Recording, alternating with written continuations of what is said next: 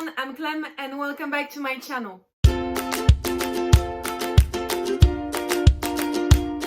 So, I'm sure you all know, even if you don't listen to Taylor Swift, that she once again did us the surprise to release an album called Evermore 1 week ago. Was it 1 week ago? I think it was last Thursday.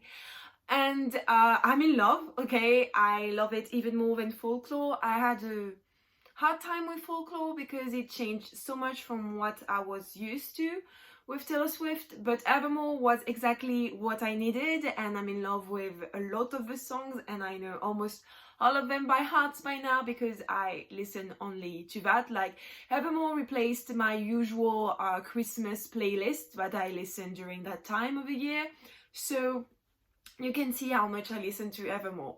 And so when I saw that an amazing booktuber called Enchanted Reader had created a book tag with all the songs of Evermore, I had to do it. I was supposed to do a Christmas book tag, but there is an Evermore book tag and I love it way more than a Christmas book tag. So that's what I'll be doing today. Of course, I'll be linking the original tag video in the description box, so be sure to check it out if you want to do it, or just check out the booktuber because she's really nice. So the first question is Willow. Pick a book that's a masterpiece. And I have to go with The Seven Husbands of Evelyn Hugo. It is definitely my favorite book of the year because now there's only like 10 days left. Around 10 days left in the year and nothing is going to come close to it. So The Seven Husbands of Evelyn Hugo was a masterpiece, mainly because I never expected to love it that much. It was really surprising and really amazing, like the plot twist, everything, the love stories, the settings, like in the golden hour of Hollywood, was amazing. I loved everything about it. It is so well written. You never get bored. I love it. It was amazing. Next, we have the song Champagne Problems and Pick a Book That Caught You Off Guard. So I had a hard time really understanding what the booktuber meant with this prompt. Was it a book that surprised you, or a book, I know it surprised you, but in which way, like bad, or you were surprised because actually the book was good, or because there was a plot twist?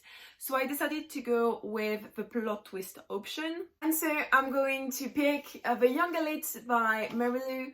This is the first book in the Young Elite trilogy.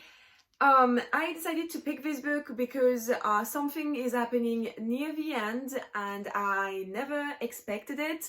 It was really amazing. Like, you have three or two huge things that happened at the end, and when the first one arrives you're like, oh, I'm shocked, and then the second one you're like, what could possibly happen next? And I think, if I remember well, there is a last one, or is it the same? Okay, but a lot of things are happening near the end and I wasn't expecting it, and I ended up loving this book. I'm sorry for the weird lighting because when I go there I'm like, oh, and here it's normal, but I just become God. Next is the song Gold Rush, and you have to pick a book with a golden cover. So I don't have that much books with a golden cover, and I had actually only 3 of them, and so I picked the one I prefer, even though I haven't read it yet, because it's King of Scars by Leigh Bardugo. So this is the first book in a new duology. Is it a duology? I'm not sure. I haven't read it yet because I still need to finish the last book in the Grisha trilogy that you can see is right here, and I still haven't read it. Like, I started it, but I haven't made any progress in it. So this book is sitting on my shelf just waiting to be read, and it's going to happen eventually one day soon, maybe next year. Actually, not maybe next year, for sure next year. The next song is "'Tis the Dame Season", and you have to pick a book that reminds you of winter or Christmas. And I decided to go with Little Women by Louisa May Alcott.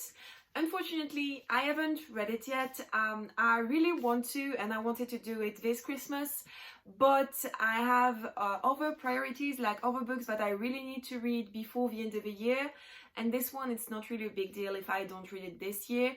though I'm going to make it a priority to read it next year, because I've seen the new version of the movie, like with Emma Watson and Florence Pugh, and I'm not going to say her name, but I love her, but Saoirse Ronan, something like that. And I fell in love with this story, because when I was a kid, I used to watch it all the time on TV during Christmas, because, I don't know, everyone, like every channel, like put it on their program for Christmas. So for me, it's really a Christmas story, even though it's not really happening near Christmas, like it's happening during all their lives. So yeah, I associate this story with Christmas. That's why I picked it, and that's why I wanted to read it during Christmas. But let's be honest, this book is massive and it will not happen this year. Next, we have No Body, No Crimes, and you have to pick a murder or mystery investigation book. I decided to go with A Study in Charlotte by Brittany Cavallero, mainly because I'm currently reading the last book in the series, and I think it's the perfect example of a good Sherlock Holmes and Dr. Watson retelling, and also a good murder / investigation / mystery book, because you don't always get murder in those books. I had really loved the first one, so Study in Charlotte, because I had loved discovering the different characters and how they had created Sherlock Holmes and Jamie Watson, who are the descendant of Sherlock Holmes and Dr. Watson. Though I got a little bored and lost with the second one and the third one, but right now I'm really loving the last one, so I hope it's going to be a good conclusion and that I'm going to be like happy with how the series ends, and I'm going to have a good memory of this series with the last book. Next, we have the song Happiness, and you have to pick a book about hope. And so once again, I got a little lost with the meaning of the question. I mean, I understand the question, but I didn't really know what book to pick, because none of my books on my shelves screamed hope. So I decided to go with Clap When You Land by Elizabeth Acevedo. And I picked this one because in this book you're following two sisters who don't know they are sisters, like they actually have a sister, because their father had a double life and they realize it when their father died at the beginning of the book. And so it was a really beautiful story, and I think you can see hope in this one, because the two girls think like their life is going to change forever, and in a bad way, because they lost their dad and they have nothing to live for, in a way. Like, they're not depressed, but I mean, it's pretty tragic event, and in this sadness and grief, they're going to find out actually that they have someone who went through the same thing, and then they can like support each other, and that there is hope in life, that you can find something good in the bad events of your life. It was very philosophical, but I think this book is exactly that. Next, we have Dorothea, and you have to pick a book to movie adaptation. And I'm going to twist a bit this question, because I'm going to pick a book to TV series adaptation, just because the teaser for Shadow and Bones just got released a few days ago. Oh my gosh, I'm super excited. We've been talking about this TV series and this adaptation for, I don't know, 2 years now. I think it was 2 years, and just now we're getting finally visuals and stuff like that, and I'm like, I want this now. This is coming out in April. I'm super excited, and also I have high expectation for this, and I'm a bit afraid that they're not going to be reached, and I'm going to be sad, because for the past years, the different TV series that were inspired by YA books were not really good. Like, can we talk about Shadowhunters? Can we talk about it? It was really bad. I mean, bad. There were some good things, but not that much. So I'm really expecting that this time it's going to be good. I mean, Netflix is doing a good job, I feel like, most of the time. So I'm really hoping that this is going to be good. So the next two songs are Coney Island and Ivy, and I'm going to combine them because I'm picking the same book for the two questions. So for Coney Island, you have to pick a book that brings back memories, and for Ivy, you have to pick a guilty pleasure book. And I went with Blue Blood by, what's her name, Melissa de la Cruz. And it brings back memory because I read this when I was in high school, and I shared this with one of my best friends, and we were really excited about this series and we were gushing about it, and it really brings back memory of like old YA where everything is super cheesy at the same time as there is angst, also there is vampire, so a lot of nostalgia comes from those books. And I'm also going to pick it for guilty pleasure books because I decided to reread this. I'm not sure it's a good thing because first, vampire are a bit old-fashioned nowadays, like especially those kind of vampires, but you know, I want to try to read it again, and I think I just want to do it just to have those memory backs and remember when I was a teenager. Next, we have the song Cowboy Like Me, and you have to pick a book you didn't expect to love but actually did.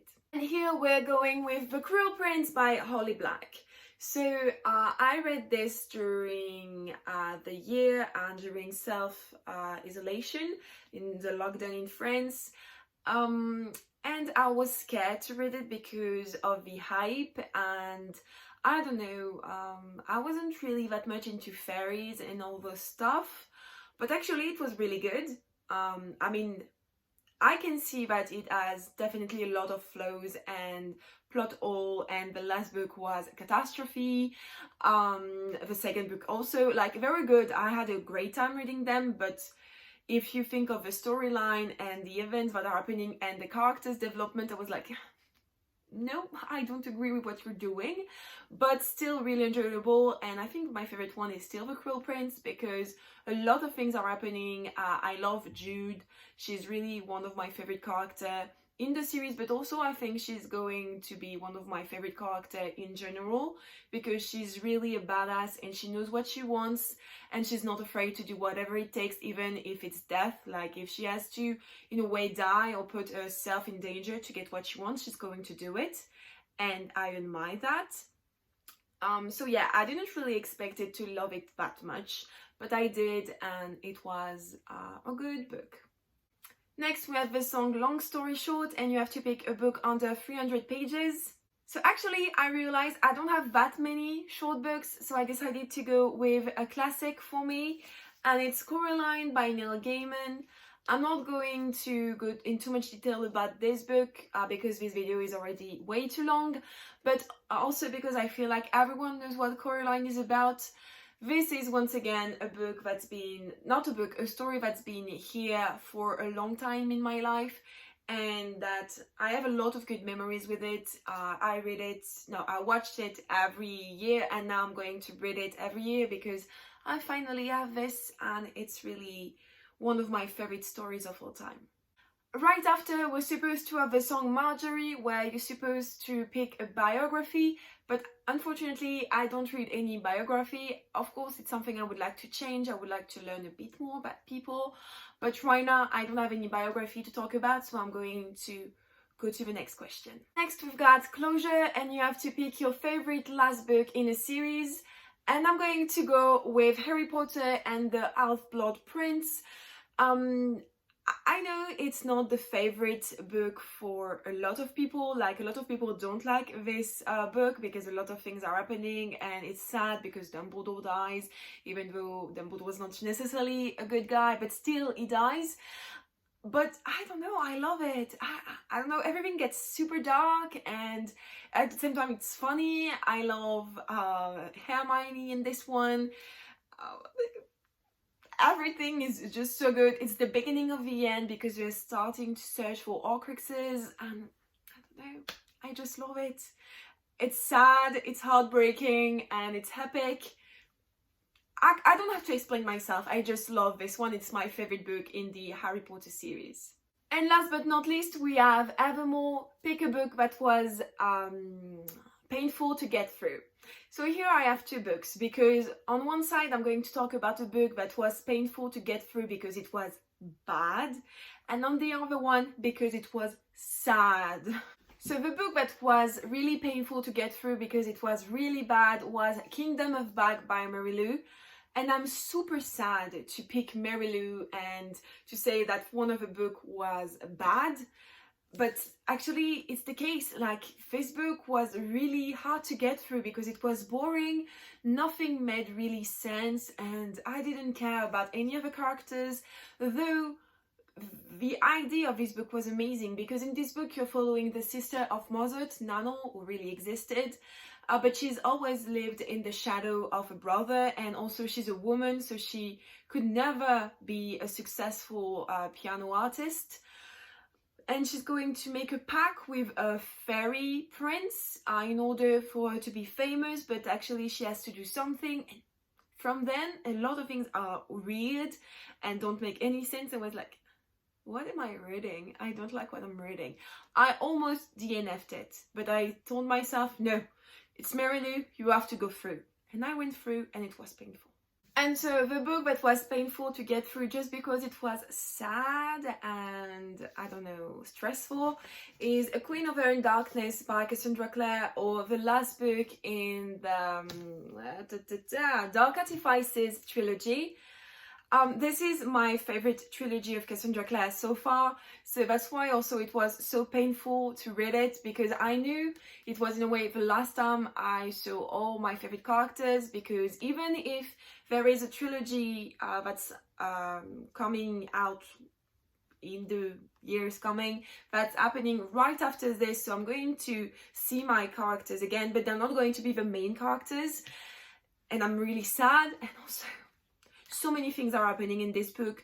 At every end of a chapter I was like, okay, someone is going to die, and actually no one died. And then when I thought that no one was going to die, actually someone died, or something really sad was happening, and I was super sad when this ended. So yeah, it was painful. So that's it for today's video. I hope you liked it. If you did, don't forget to like this video, but also to subscribe to my channel if it's not already done. Also, go stream Evermore everywhere. If you haven't listened to it, go, it's really good. And tell me in the comments down below, what is your favorite Evermore song? Mine are Willow, Champagne Problems, and Gold Rush, Champagne Problems. Can we talk about that bridge? Beautiful. So yeah, now I'm going to leave you. I'm going to go listen to Taylor Swift cry and scream the lyrics in my room, and I will see you next time. Bye.